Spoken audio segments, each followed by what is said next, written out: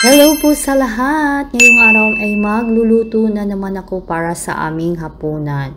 Pugeta or yung tinatawag na tabugok yung lulutuin ko ngayon. So, yung una ko talagang ginawa dyan sa pugeta or tabugok in Bisaya kasi yan.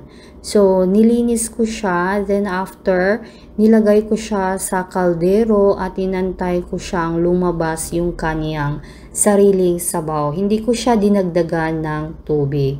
So, yung tubig na yan is sariling sabaw niya yan. And then, after nyan, kapag maubos na yung sariling sabaw niya, ilagay ko naman yung Sprite. Kasi nga, para palambot sa ating pugeta or yung tinatawag nilang tabugok. So, mas masarap kasi kapag malambot.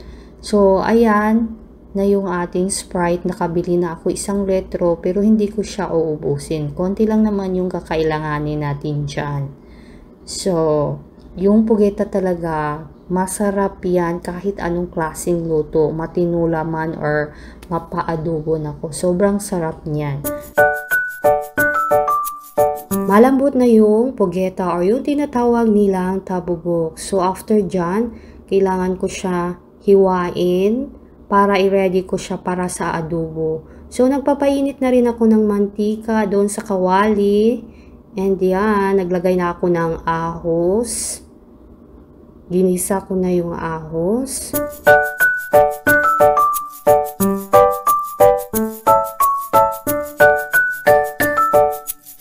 Inilagay ko na yung garlic. Ayan, gisa-gisa na tayo dito. So, inaantay ko lang siya na bumango yung ating ahos at saka garlic. Pagkatapos dyan sa ating ahos at saka garlic, idagdag ko naman yung malambot na pugeta or yung tinatawag nila na tabugo. So, binuhos ko na siya lahat dyan.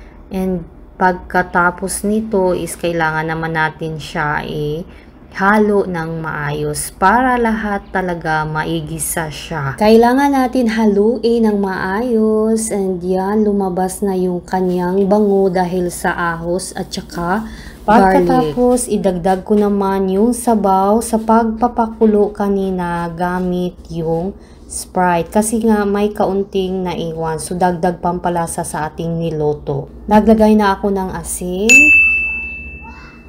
magic sarap at saka ground black pepper. Inilagay ko na para matunaw siya habang kumukulo pa yung ating adobong pugeta or yung tinatawag nilang tabugok. So, yung konting sabaw na nandyan is yan yung sabaw kanina sa pagpapakulo gamit yung Sprite.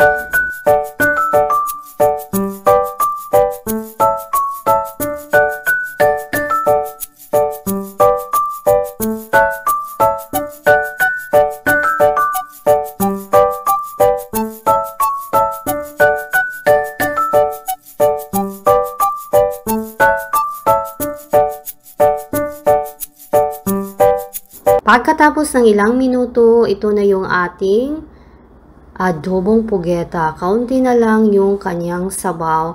Ngayon, kailangan ko na idagdag yung kanyang sariling sabaw kanina sa pagpapakulo. Ayan, ibinuhos ko na para dagdag pampalasa sa ating adobo.